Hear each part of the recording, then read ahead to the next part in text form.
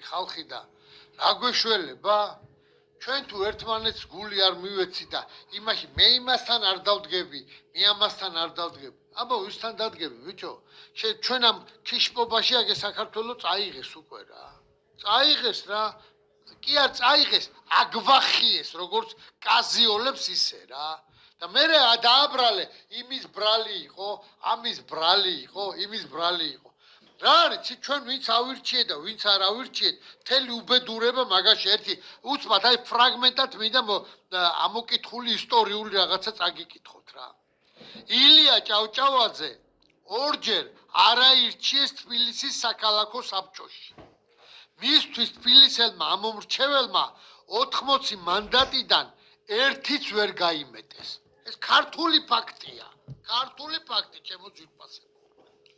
ივანე ჯავახიშვილი კენციყრიდა დამოუკიდებელ საქართველოს პირველ საპარლამენტო არჩევნებში, მაგრამ ქართველებმა ის არაირჩიეს. აკაკი წერეთელი არჩევნებში მონაწილეობდა და კენციყრიდა მშობლიურ საჩხერეში. მან არჩევნები წააგო მეღვინე ხუსკივაძესთან, რომელმაც ხალხი დააპურა, ამომრჩეველი დააპურა ღვინოთი.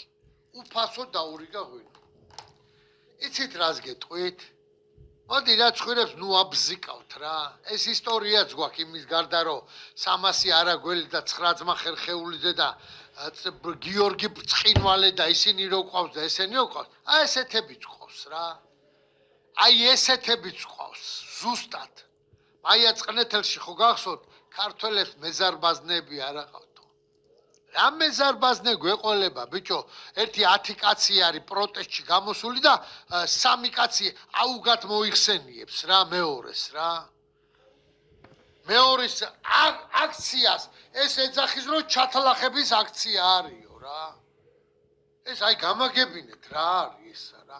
რა ავანტყოფობა არის ბოლო-ბოლო რა. აღზდეკ საქართველო.